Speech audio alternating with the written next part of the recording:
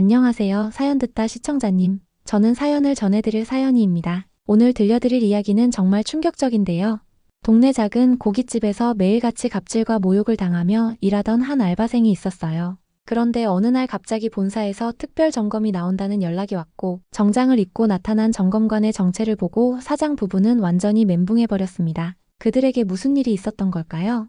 좋아요와 구독 버튼 눌러주시고 사연 함께 들어보아요. 지금부터 시작합니다. 서울 변두리 주택가 골목 깊숙한 곳에 자리한 작은 고깃집. 삼겹살 한 판에 15,000원이라는 알록달록한 간판이 눈에 띕니다. 저녁 7시가 넘어서면서 회사원들과 동네 주민들이 하나둘씩 들어서기 시작하죠. 그런데 이 가게 분위기가 뭔가 이상합니다. 카운터 뒤에서 주문을 받는 사장 부부의 목소리가 유독 날카롭거든요. 야, 준호야. 테이블 7번 물 좀 갖다 줘. 손님이 목마르게 기다리고 있잖아. 사장 아줌마의 목소리가 주방 전체에 울려 퍼집니다. 32살의 알바생 준호는 묵묵히 고개를 끄덕이며 물컵을 들고 테이블로 향하죠. 키가 훤칠하고 단정한 인상이지만 낡은 유니폼을 입고 있어서 어딘지 어울리지 않는 모습입니다. 주방 한쪽 구석에서는 67살의 할머니가 야채를 다듬고 계시죠. 허리가 굽어 있지만 손놀림만큼은 여전히 빠르고 정확합니다. 준호가 물을 따라주고 돌아오자 할머니가 작은 목소리로 말을 걸어오죠. 준호야, 고생이 많네. 오늘도 늦게까지 일해야 하는구나.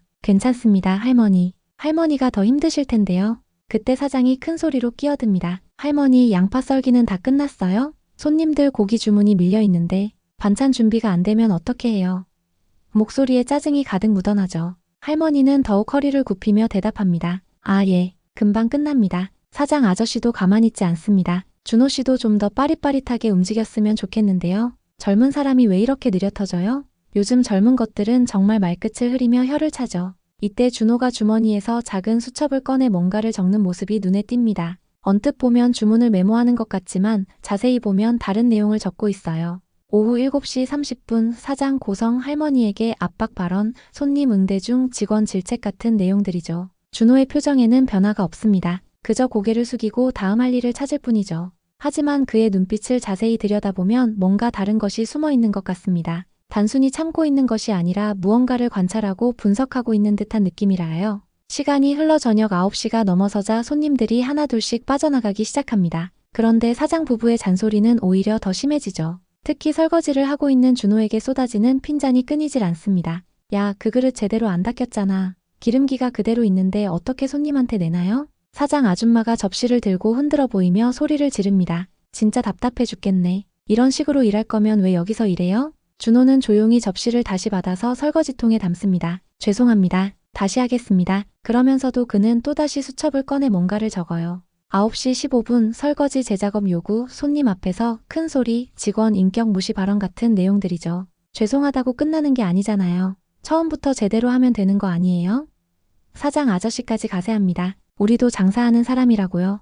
손님한테 제대로 된 서비스 못하면 우리 평판이 어떻게 돼요? 할머니가 조심스럽게 끼어듭니다. 사장님, 준호는 평소에 정말 성실하게 일해요. 오늘 손님이 유독 많아서 실수가. 아이고, 할머니도 왜 자꾸 감싸기만 해요? 그래서 젊은 사람들이 버릇 없어지는 거라고요. 사장 아줌마의 목소리가 더욱 날카로워집니다. 준호는 묵묵히 설거지를 계속하면서 할머니를 바라봅니다. 할머니의 어깨가 더욱 움츠러든 것을 보고 마음이 아프죠. 수첩에 할머니 두둔 후 추가 질책받음이라고 적으면서도 그는 여전히 아무 말 하지 않습니다. 다만 할머니에게 작은 목소리로 속삭일 뿐이죠. 할머니, 괜찮습니다. 신경 쓰지 마세요. 사장이 이 광경을 보고는 더욱 화를 냅니다. 지금 뭐 하는 거예요? 일하는 시간에 수다 떨 시간 있어요? 정말 어이없네. 준호는 이 말까지도 놓치지 않고 수첩에 기록합니다. 그의 관찰과 기록은 계속되고 있었거든요. 며칠이 지나도 상황은 나아지지 않습니다. 오히려 사장 부부의 갑질은 더욱 심해지죠. 특히 손님이 많은 금요일 저녁 사건이 터집니다. 테이블 5번에서 주문한 차돌박이 대신 삼겹살이 나간 것이죠. 야, 준호, 이게 뭐야? 사장이 쟁반을 탁자에 내려치며 소리를 지릅니다. 주문 제대로 못 받아? 손님이 차돌박이 달라고 했는데 왜 삼겹살을 갖다 줘? 죄송합니다. 제가 잘못 들었나 봅니다. 잘못 들었나 봅니다가 아니라 잘못 들은 거잖아. 이런 식으로 일할 거면 집에 나가 있어. 사장의 목소리가 가게 전체에 울려 퍼지자 손님들이 하나둘씩 쳐다보기 시작합니다. 사장 아줌마도 가세합니다. 정말 한심해. 주문 하나 제대로 못 받는 사람이 어디 있어요? 우리 가게 망하게 하려고 작정했나? 준호는 여전히 침묵을 지키며 고개를 숙이고 있습니다. 그런데 이때 할머니가 조심스럽게 나섭니다. 사장님, 제가 주방에서 고기를 잘못 구워서 그런 것 같아요. 준호 탓이 아니라 할머니까지 왜 나서요? 둘 다 한심하긴 마찬가지네. 사장이 화가 머리끝까지 올라서 주방에 있던 젓가락통을 바닥에 던져버립니다. 젓가락들이 바닥에 흩어지면서 큰 소리가 나죠. 손님들이 모두 이쪽을 쳐다보고 있습니다. 어떤 손님은 불편한 표정으로 자리에서 일어나기도 하죠. 분위기가 완전히 얼어붙어 버립니다. 준호는 천천히 고개를 들어 사장을 바라봅니다. 그의 눈빛에 지금까지 없던 무언가가 스쳐 지나가죠. 그리고는 조용히 유니폼 앞치마를 풀기 시작합니다. 오늘은 여기서 그만하겠습니다. 지금 뭐라고 했어요? 준호는 대답하지 않고 유니폼을 깔끔하게 개어서 카운터에 놓습니다. 그리고 할머니에게 작은 목소리로 말하죠. 할머니 수고하셨습니다. 내일 뵙겠습니다. 다음날 토요일 아침 고깃집은 평소보다 조용합니다. 준호가 나가버린 후 사장 부부는 밤늦게까지 서로를 탓하며 싸웠거든요. 그런데 오전 11시쯤 전화벨이 울립니다. 여보세요. 맛있는 고깃집입니다. 안녕하세요. 고기마을 프랜차이즈 본사 관리팀입니다. 사장 아줌마의 표정이 순간 굳어집니다. 고기마을은 이 가게가 가맹점으로 들어가 있는 프랜차이즈 브랜드거든요. 아, 예. 안녕하세요. 다름이 아니라 최근 저희 본사로 내부 민원이 접수되어서 특별 점검을 나가게 되었습니다. 오늘 오후 2시경에 본사 대표님께서 직접 방문하실 예정이니 준비해 주시기 바랍니다. 네, 내부 민원이요? 대표님이 직접요? 직원 처우나 서비스 관련해서 신고가 들어왔습니다. 별다른 문제 없으시면 평소처럼 운영하시면 됩니다. 전화를 끊은 사장 아줌마는 얼굴이 하얗게 질려버립니다. 사장 아저씨에게 급하게 상황을 알리죠. 여보, 큰일 났어. 내부 민원으로 본사 대표가 특별 점검 나온다는데. 뭐라고? 내부 민원이라니 누가? 두 사람은 급하게 가게 정리를 시작합니다. 어제 바닥에 흩어진 젓가락들을 줍고 먼지 쌓인 구석구석을 닦아내죠. 평소에는 신경 쓰지 않던 화장실 청소까지 깨끗하게 합니다. 할머니도 함께 정리를 돕지만 마음 한편으로는 준호가 걱정됩니다. 어제 그가 나가면서 보여준 표정이 계속 머릿속에 맴돌거든요. 뭔가 보통 사람과는 다른 기품 같은 것이 느껴졌었죠. 오후 1시 반쯤 되자 사장 부부는 초조해하기 시작합니다. 점검을 받는다는 게 이렇게 떨리는 일인지 처음 알았죠. 평소 자신들이 얼마나 대충 가게를 운영했는지 새삼 깨닫게 됩니다. 오후 2시 정각 가게 앞에 검은색 승용차 한 대가 서더니 정장을 입은 남자가 내립니다. 손목에는 고급 시계가 빛나고 들고 있는 가죽 서류 가방에는 고기마을 로고가 선명하게 새겨져 있어요. 뒤이어 여성 직원 2명도 함께 내리죠. 사장 부부는 입구에서 허리를 굽혀 인사할 준비를 하고 있었습니다. 그런데 정장을 입고 들어오는 남자를 보는 순간 사장 부부의 입이 떡 벌어져 버립니다. 분명히 어제까지 유니폼을 입고 설거지를 하던 알바생 준호였거든요. 하지만 지금의 준호는 완전히 다른 사람 같습니다. 값비싸 보이는 정장에 당당한 걸음걸이,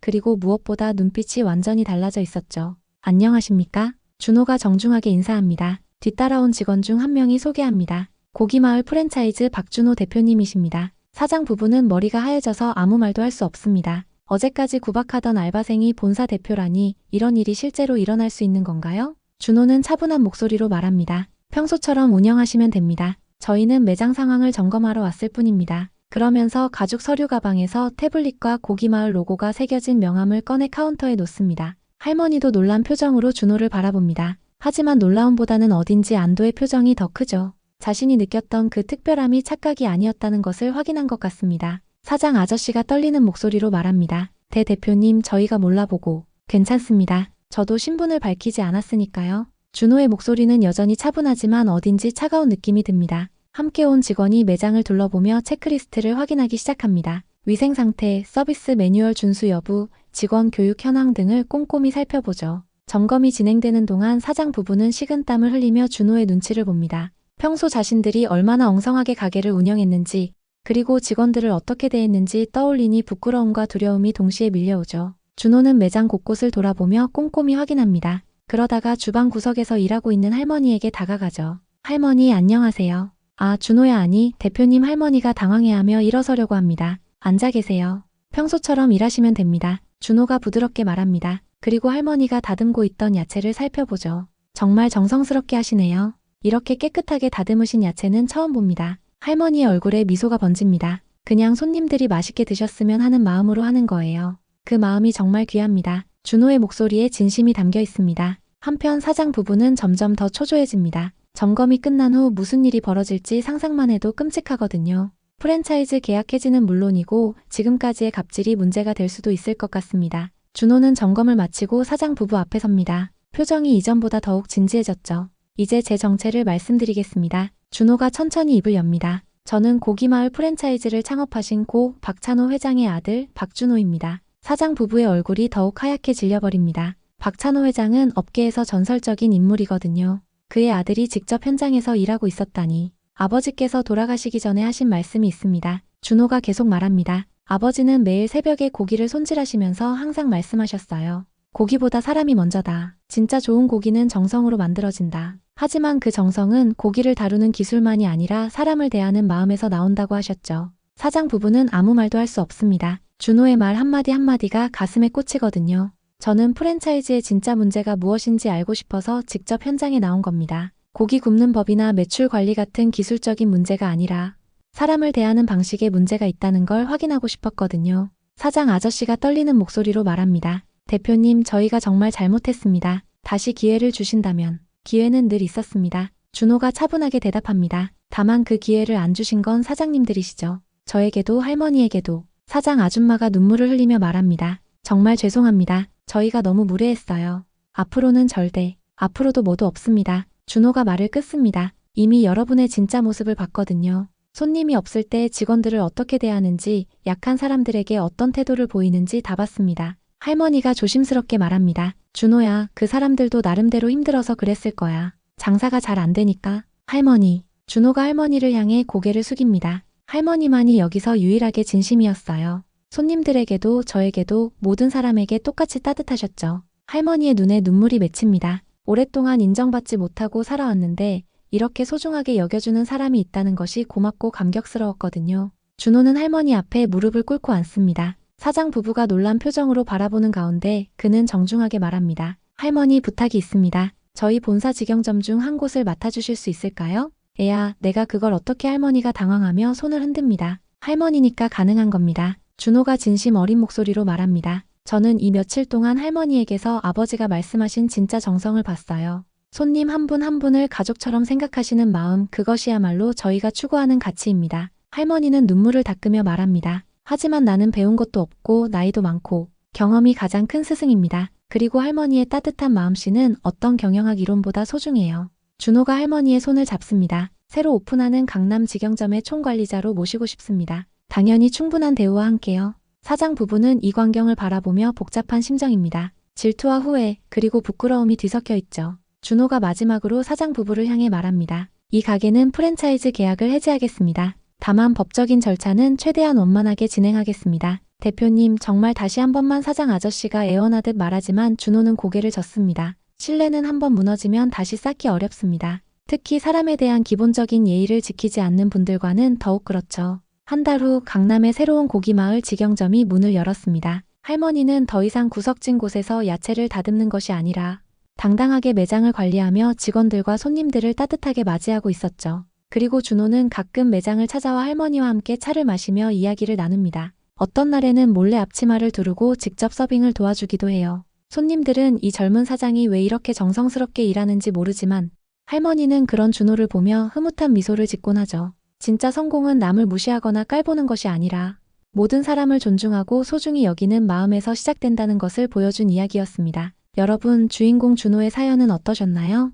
이 이야기는 우리에게 정말 중요한 메시지를 전해주는 것 같아요. 준호는 단순히 복수를 위해 현장에 나온 게 아니라 진짜 문제가 무엇인지 파악하고 싶어 했어요. 그리고 그 과정에서 할머니라는 소중한 사람을 발견했죠. 때로는 우리 주변에도 겉으로는 평범해 보이지만 특별한 가치를 가진 사람들이 있을 수 있어요. 또한 다른 사람을 어떻게 대하느냐가 결국 우리 자신을 드러내는 거울이 된다는 것도 깨닫게 됩니다. 준호가 보여준 것처럼 진짜 리더십은 권력으로 사람을 누르는 게 아니라 모든 사람을 존중하고 소중히 여기는 마음에서 나오는 것 같아요. 그리고 할머니처럼 묵묵히 자신의 자리에서 최선을 다하는 사람들이야말로 정말 값진 존재라는 것도 잊지 말아야겠죠. 다양한 사연들이 궁금하시면 좋아요와 구독 부탁드립니다. 여러분의 경험이나 생각도 댓글로 남겨주세요. 다음에도 더 실감나고 감동적인 사연으로 찾아뵙겠습니다. 사연 듣다 채널과 함께 해주셔서 감사합니다.